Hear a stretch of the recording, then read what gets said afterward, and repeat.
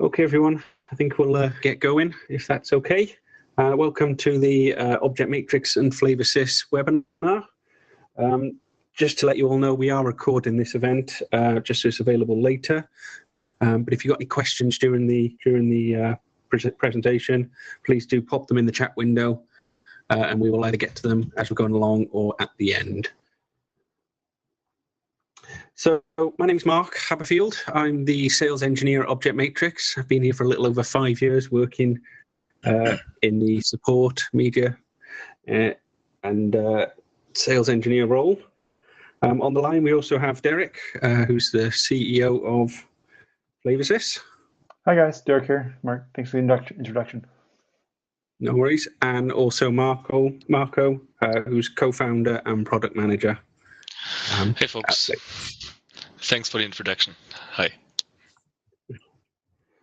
So, quick look at the agenda today. We're going to have a quick who is Object Matrix, what is a MATRIXSTORE, followed by who is FlavourSys and what is Strawberry. Then we're going to give you the main part, which is the demonstration of Strawberry and MATRIXSTORE in certain workflows, and then any Q&A at the end just to go through it. So, who is Object Matrix? So, Object Matrix is a UK-based company based in Cardiff in South Wales. Been in object storage space since 2003. My bosses founded the company back then, but they all came from EMC and helped build possibly the first object storage system out there that's still used today. They are dedicated to the media and entertainment industry market. When they first came to market, they had an object storage and an API, which back in 2003 was pretty hard to sell. So in 2009, specialized in the media and entertainment industry, and the product grew from the customers in that space. It's a leading object storage platform with global customers all over the world. Integrated with digital content governance, where you control the data itself in the best way. Lots of automation and consolidation, as well as hybrid workflows in the systems.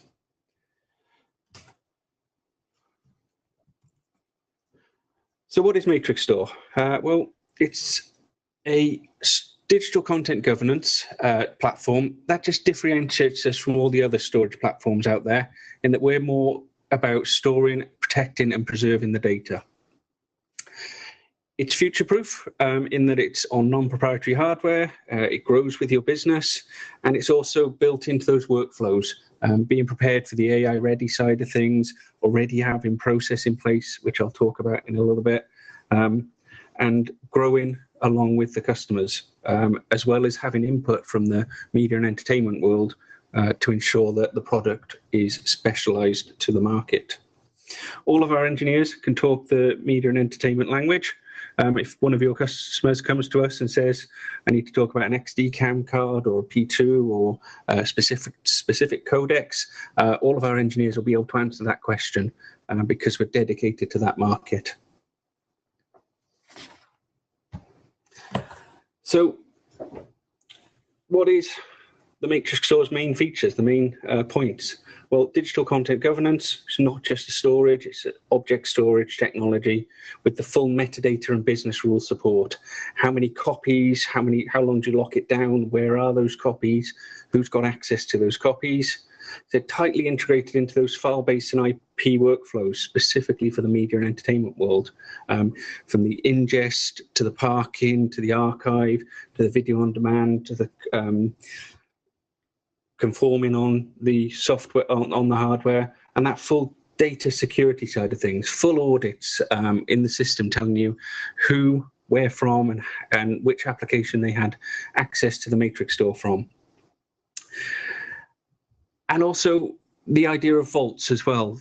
Some people call them buckets or workspaces. To us, they're vaults, but that provides the multi-tenancy side of things, as well as allowing the flexibility within the business. You decide the protection options of each vault. So you might have one vault with only one copy, whereas another vault needs 2 copies on site and another copy off site.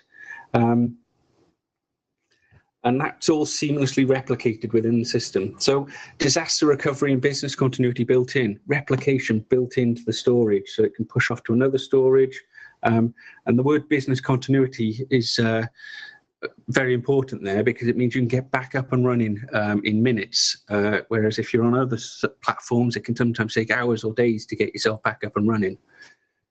We got that concept of process in place as well. The idea that because we're in the media and entertainment world, we can see assets that are particular to those workflows. If we see an IMF or an AS11, AS10, we will extract the metadata on the storage where it lives. You don't have to move it to get this metadata. It also does it for XMP, as well as standard EXIF and any information we can find from the headers. Also, we have access. Well, originally we had the API, but over time that developed. And of course, we have the standard access protocols, Samba, NFS, FTP. But of course, S3 has become quite important in the last few years. We now have access via that, as well as MXFS, MATRIXSTORE file system. That's an application you can run on Windows, Mac, or Linux, and that gives you a faster access directly to the storage, used in many workflows, and in particular in this FlavourSys workflow. And then finally, we got the Vision and Dropspot applications. One's a web browser and one's an ingest tool that give you that extra metadata handling and side of things. So it's a future-proofing scale, capacity, hardware, and the workflows. So there's all those applications again. I mentioned Samba, NFS, S3, and FTP. MXFS in the bottom right there, Vision and Dropspot. But we also have Interconnect, which is a link directly to the Avid Interplay PAM. And that gives you the option to manually archive or to automatically mirror your Interplay and all of your Avid data to the MATRIXSTORE. That includes all the folder structures, sequences, linked assets, mob IDs, and then those can be restored to the same work group or to a different work group or a different Interplay. So that makes you a good migration model there, where you can keep DR and business continuity using that replication and the mirror of your Interplay. Move to HSM application takes data from the MATRIXSTORE. Originally, it was pushing to LTOs and ODAs, but more and more we're seeing it in the hybrid workflow, pushing to Amazon S3 and other S3 compatible storage. From there, we can control the metadata, add extra metadata to make it pushed off down to Glacier and deeper archives again, as well as the full restore process. But with the move to application, you can also keep the proxy online, so you're still able to see the assets even though they're buried in Glacier, and decide what you want to bring back. So the last thing just to talk about is how's it deployed. It's deployed in hybrid workflows. You can have an on-premise private cloud, and you can have an off-premise private cloud, and that could just be in a co-location, or it could be MATRIXSTORE as a service. We currently have MATRIXSTORE as a service in the UK, in France, in South Africa, in Chile, and very soon in the US, 3 locations throughout. And then, of course, there's the public cloud options, the option to push into S3 or a combination of all 3, making sure your data is in the right place while using the MATRIXSTORE applications as a single pane of glass. So with that, I'll hand over to FlavourSys and Derek, and he can give you a quick overview of their systems. Thanks, Mark. I appreciate your lead in there. So, for some of you on the line here that may not know who we are, first a quick word. So, FlavourSys is a software developing company here in Berlin. We're really designed to improve the collaboration of any media production company. The way I like to put it is, we're really dedicated to improving how any production company produces their content.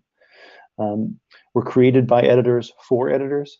So we really put the user at the kind of focal point of everything that we do, and we're trying to make technology that they love, not just a front end that they get thrust upon them and have to use.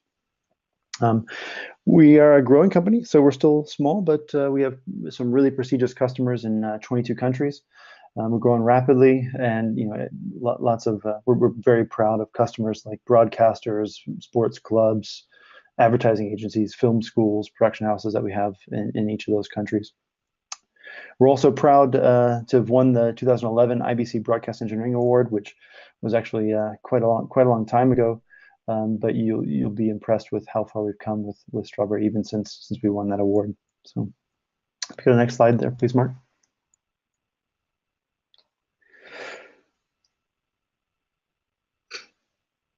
So what is Strawberry? Strawberry is our flagship product, and it's a project-based production asset management solution. So it's really designed all about work in progress, trying to help people to produce content.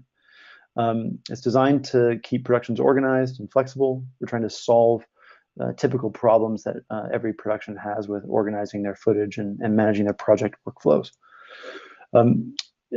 Everyone knows in those kind of project workflows and the work in progress areas that chaos reigns supreme. So having the flexibility is an important thing. And part of that flexibility is the ability to work with whatever creative application you want to use. So maybe Premiere or Avid, but also maybe After Effects or Final Cut or DaVinci or Cinema 4D, and the list goes on and on. Productions are really diversifying in terms of their applications. They need to have a solution that can help with each of those, and Strawberry is kind of that glue that helps with the project workflows across all those applications. It's not just designed for the editors. The technical teams tend to really love the product as well because it helps them just establish some guardrails for use that really helps to make the production a little bit less chaotic. The last point in this slide is also one I really want to focus on because I think it's a key difference between what we do with Strawberry and like a typical man. Strawberry, through its project linking, project sharing, and file linking that we can provide, we enable companies to save significantly on their storage costs. So the storage overhead is much less in a Strawberry environment than it is in a standard kind of production environment. Those storage costs those storage savings become even more magnified when you put us in a context of, for instance, the MATRIXSTORE with Object Matrix, in that they can manage the archive. And because Strawberry makes that archive more usable, more intuitive, more user-friendly, the utilization of that archive increases, and it means that more and more content can be pushed off to less expensive storage. Mark, can you move forward, please? So some key features I want you guys to see, you're going to see in a demo in a minute from Marco. But one of the things I like to emphasize is think of Strawberry as a kind of window to your content. It's a simple overview, easy preview function. It's not designed to be a restrictive, inflexible kind of man. It's really, think of it as more what you kind of wish Mac Finder would be, or Microsoft Windows Explorer could be. It's really a window to your content. It's also, in conjunction with Object Matrix, a window to your archived content. So like I said before, it really gives you the option of seeing, viewing, and managing and viewing archived content. The contextual search is another key feature I want you guys to keep in mind as well. Because we're all about the project, and we have that organizational layer for the projects, editors can find their content based on the project context. Having to go through and tag hundreds of raw files, rather the project-based metadata that we provide helps get you to the actual file content that you need. And if you think about that, it's much more intuitive for editors who are used to working in a project context. Speaking of empowering editors, the next 2 points I think are also very important. Obviously, we're going to talk about archival with the MATRIXSTORE, but also kind of one-click workflows. We're trying to put simple workflow management and let editors be in charge of simple workflow tasks. So things like send to playout or upload to an FTP or send or retrieve from the archive, they can do themselves. And they don't necessarily need to call a data wrangler or a media manager or an AE to do all these things for them and then wait for those things to be done. They can drive them themselves. And then also at the bottom, you'll see remote approvals and feedback and Predator. these are features that we have in Strawberry as well that are based that are browser based. So you could have producers, directors, even customers accessing your Strawberry content from the web, should you so choose, of course, and enable them to provide feedback, approvals, even markup proxies of content for quick approval, and of course doing rough cut. So from a journalist or from associate editor, we can really ease the time that's spent in the edit suite using that tool. One more slide, Mark. So then, of course, one of the key features of Strawberry is our really tight integration that we have with Adobe Premiere and Avid Media Composer. So yes, you can do Avid Media Composer bin locking on standard NAS storage, but also, especially in a Premiere world, we can work with things like shared projects or team projects and ensure that the access to the media is there for the users, and all of those kind of infamous media offline errors that are so common in larger Premiere production workflows that those go away. Next slide, Martin. And then the kind of key thing I think as well that differentiates us as well, I want you guys to take with you in the demo, is this storage optimization and security feature. So we can manage access rights to the content. So if you have some customers out there that may be struggling with freelancer access to content and how they can restrict access, Strawberry can really help you with that. Be that integrating with LDAP for authentication, or just restricting freelancer access to content they shouldn't see. Strawberry can really help you there. You should really get a closer look. Also, with the standardization that we can provide through our template function, it really helps save a lot of time and get consistent workflows for the editors.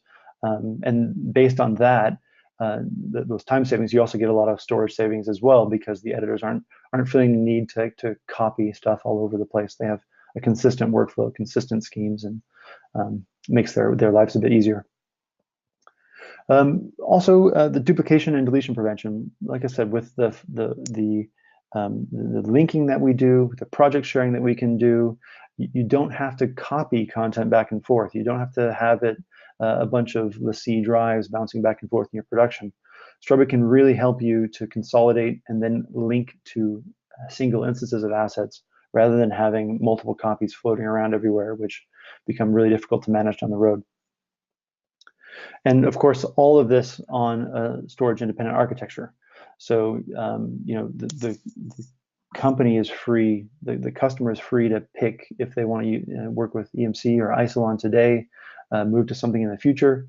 They know that the workflows that they built up with Strawberry will be future-proof and will be usable on a standard NAS that they can move to in the future. Okay. So on that note, I'm gonna hand things over to Marco Stahl, who Mark already introduced to you, but he's the product owner for Strawberry. Thank you very much, Derek. So this is the demo part for Strawberry. I hope you can all see my screen. And if you see my screen, then what you see in front of you is the Strawberry client application. So this client app is available for Mac OS and Windows, but you can also fire up the Strawberry interface in a web browser like Google Chrome, Safari, or Firefox if you want to. So the first thing I'm going to do here is I log in with my user credentials. I'm an editor, and as Derek mentioned, it integrates with LDAP. So if you have an LDAP in place, you can simply authenticate Strawberry, or let Strawberry authenticate against this. So once we're logged in, we see a few things here. So first of all, we see the information that no project is open. And then below this, we have a search field and a list of projects. So these are all projects from very different applications like Avid, After Effects, Premiere, and so on. And as Derek mentioned earlier on, we do support all of these applications and we integrate with them. So do we only support Avid and Adobe? No, we support a wide range of applications, including, for example, Cinema 4D, Pro Tools, etc., etc.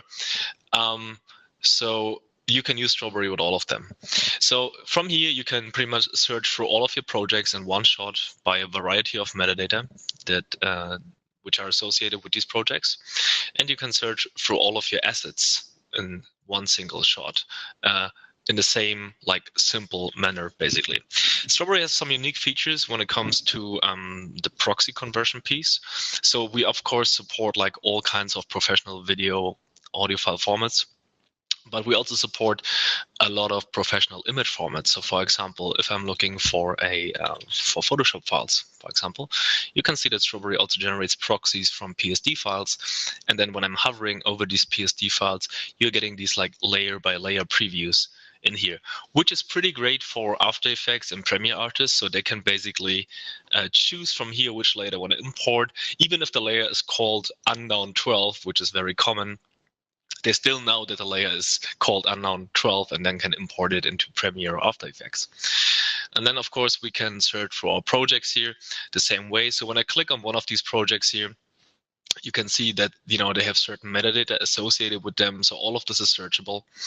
And what I'm going to do now is I want to create a new project and just show you how things look like in combination with Adobe Premiere. So I'm clicking here on the new button. And then once we're here, we are in the process of creating a new project, and this is where we have to provide project metadata. So this is basically the standardization and template structure that Derek was referring to. So here, for example, you can see an example drop-down menu and a few text input fields. And the whole process here is dynamic. So if I choose advertising, for example, as my industry, then I can now choose from a list of brands, for example, and then I can choose from a list of products, and so on and so on. It's highly customizable. So now when I choose sports, for example, you can see that now I can choose from a list of different types of sports, basically, and then also from seasons. So again, all of this is customizable, and you can pretty much configure it any way you want with any depth in here, metadata field depth that you want. So what I'm going to do is here, I'm creating a new project, and we will call this one MATRIXSTORE, Strawberry. And then the last thing is we have to choose from a template. So here you can see we have templates set up for different kinds of applications, including the Creative Cloud 2019 product family, Media Composer, and Final Cut 10. So in this case, I'm choosing Creative Cloud 2019. Click Next. And now I can fill in a custom project description here, which is usually like a summary, the text summary of the project, like a synopsis or treatment. And when I click Next, I can assign the project either to individual people or I can assign it to teams. So I could, for example, say, well, the post-production team gets full read and write access to this project, while the graphics team gets view access, which means they can see all the content, but they cannot open it to modify it. So now when we hit the create button, a few things are happening. So first of all, the project gets created on the shared storage. But luckily for me as the editor, I don't have to care about this at all. This is a background operation done by Strawberry. Strawberry creates the project folder, copies the template folder, the Premiere project files, After Effects into that new project. And then what Strawberry does next, which is pretty unique, is it will mount this project here as a volume. So if we double click here, you can see that this here is my new project, and you can see there's already a lot of stuff in it, which is basically the structure that is coming from the template, including an After Effects project file and a Premiere project file. So if I would have chosen Avid, then you would see the Avid project files in here in the Avid media files folder, and then also this volume to Avid would appear as an Avid Nexus file system, so that Avid can go into bin locking mode. All right, so I'm going to close this here because the Strawberry client also recognized, okay, there's a Premiere project file. And if we select this Premiere project file and we hit yes, then Strawberry will automatically launch the Adobe Premiere application in the background and will open up the project for us. It's a super easy process, and also this can be configured for all kinds of applications. We call this feature the App Launcher, and it just fires up the applications for the editors, which is another how do you call it? Okay, I forgot about what the word was, but it really helps in terms of comfort and flexibility. So here we are in Adobe Premiere, and as you can see, also here in Premiere we have the Strawberry Adobe extension, which basically is a plugin inside Premiere. This plugin offers you the same search capabilities, the same preview capabilities as the thick client application that is installed on my desktop. But from here, for example, I could also like go and search for any project. Like, for example, I'm interested in my media library. So I'm looking for a library here that I've set up. There it is. And as you can see, like in here is a bunch of folders, and I can obviously also search inside this particular library. So I'm looking for my OM demo folder here. And in here you can see there's like a bunch of clips. And you probably noticed that a couple of these items have like this text bubble icon in the lower right corner, which means that they have annotations associated with them. So if I, for example, double click on this asset here, it's a little bit smaller, you can see that this asset has two markers. One that says Baywatch Tower right here, and the other one that says this needs to be brighter, Derek. So please go ahead. So these markers have been created in the Strawberry application. So for example, a producer was logging into the web browser, was tagging this asset, and now basically the asset is available here in Premiere as a proxy file, as you can see. But I also see the markers that have been created in Strawberry. So what I can do now is I can just select a bin here in Premiere, and I can import this individual asset. Well, let me actually go ahead, select all of these here, select the bin here in Premiere, and then hit the import button. So this takes a couple of seconds here. And then once the import is done, the high-res versions of these assets are now available here inside my Premiere project. Let me actually have a look here. So, and as you can see, also the markers that have been created within Strawberry are now available here inside the Adobe application.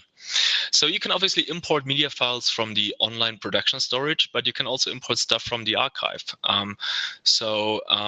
If we are looking for archive content here, for example, within the panel, I can simply say search for archive projects only. So this will only give me projects that are inside the archive. And now I can browse through the archived projects here.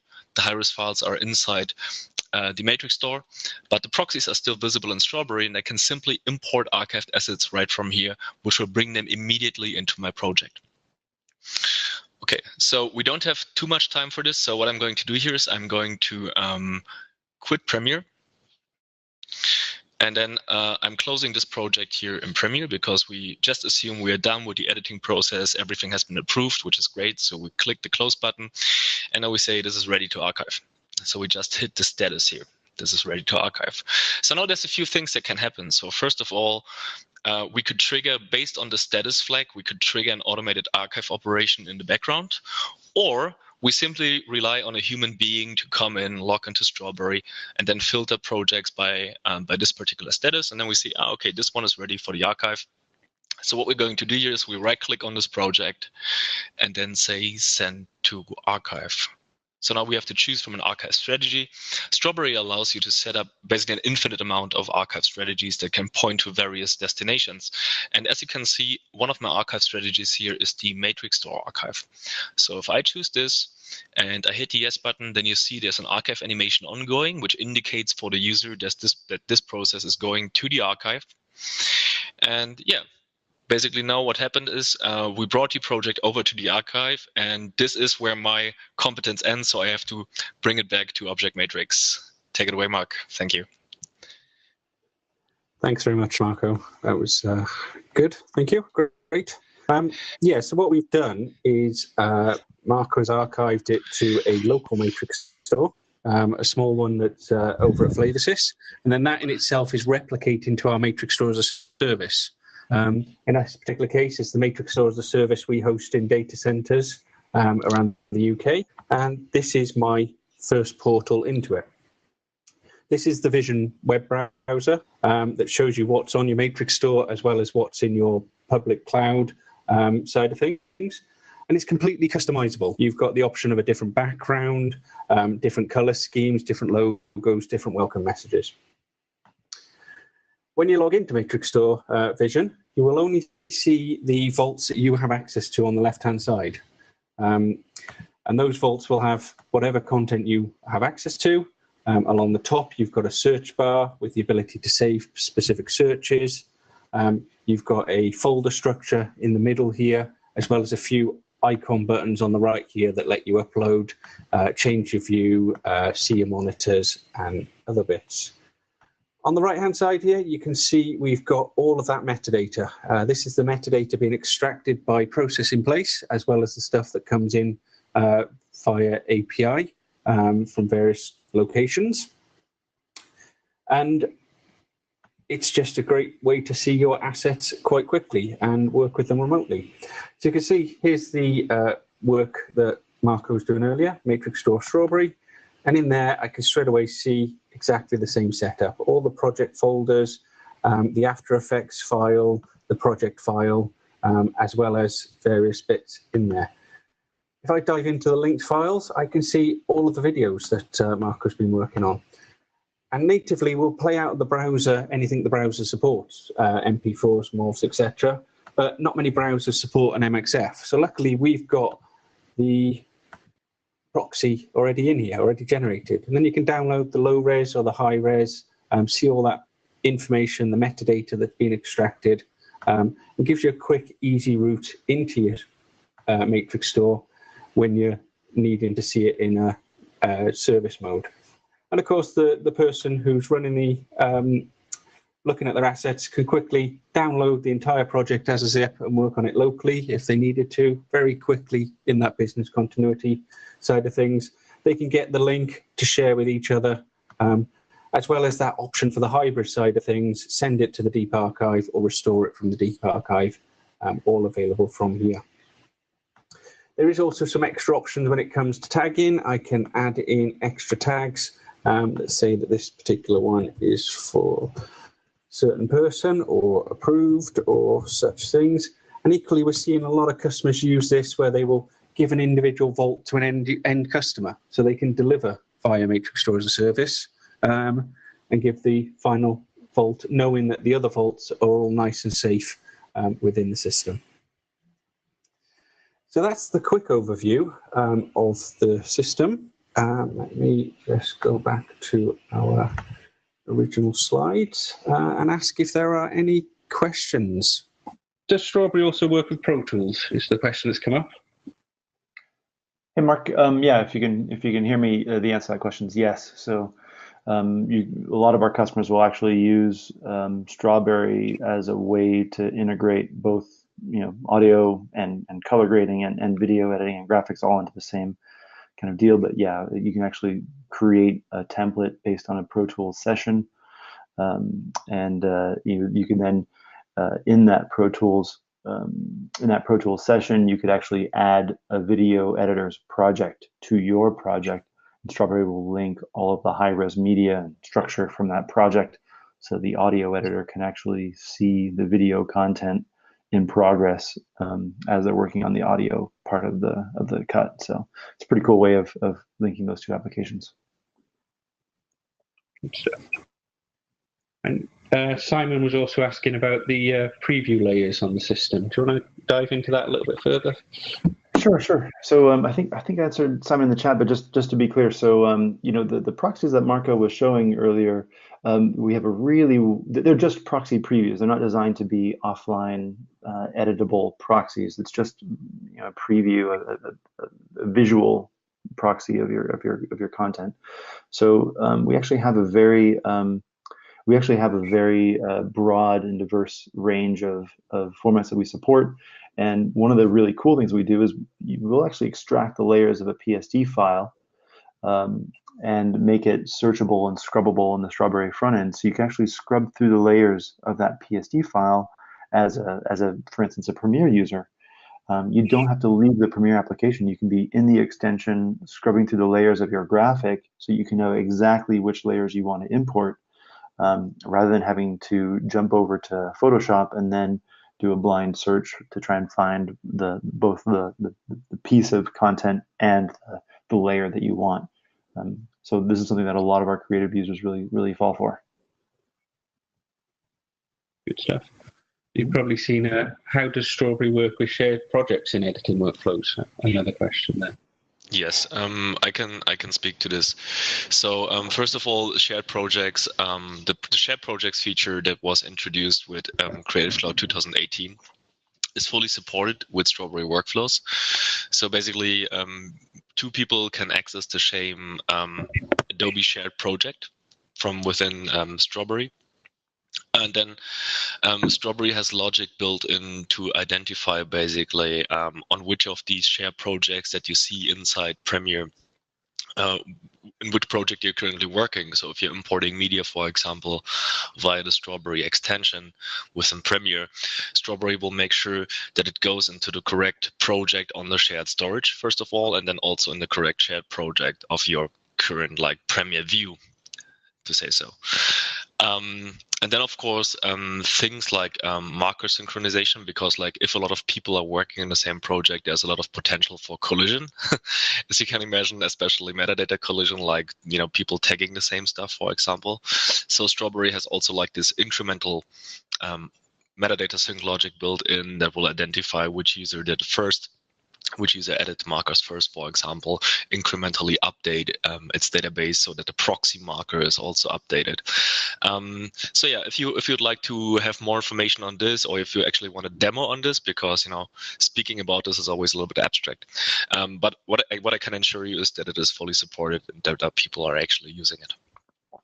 If I can add to that, Marco, I like one of the common things I hear about the shared Adobe shared projects or team projects is it's a great function for controlling conflicts and resolution within Premiere, but it doesn't have any media organization layer. So it doesn't ensure that all of the users actually get access to the content. So you run into a danger if you don't have something like Strawberry, where one of your users in that shared project workflow will get media offline errors because they don't physically have access to some piece of content that someone had from a local USB drive, for instance. Strawberry makes sure that doesn't happen. Okay. Well, Tony there is asking regarding the ARI, the RED, and the OpenEXR formats.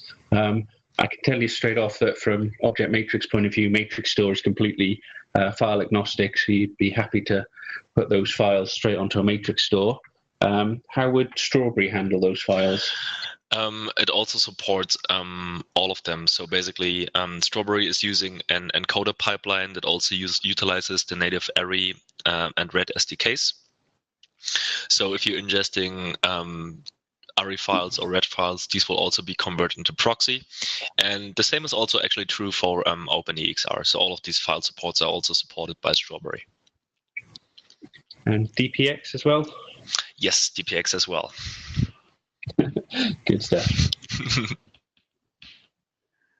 Okay, so what happens when you restore a project and re-archive with the same name?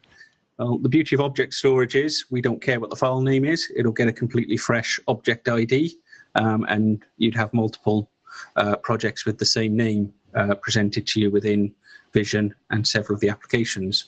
How does that work with FlavourSys? So what we do is like with Strawberry 5.6, so when a project already exists in the archive, you have the option to suffix it, meaning you can put like an _1, for example, behind it. So if we see, okay, a project with the same name is already there, we will add this like additional differentiator, so that when you then retrieve the project at a later point, that you're not running into any conflicts.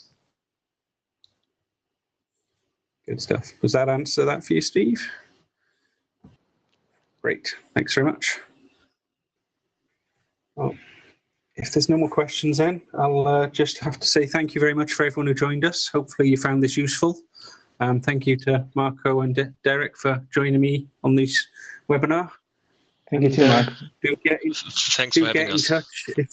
Do get in touch if you have any more questions or you want more demonstrations or more details. Obviously, FlavourSys website and info@flavorsys.com, as well as the sales@object-matrix.com email address and object-matrix.com website. Thanks very much, everyone. Bye-bye. Bye. Bye-bye.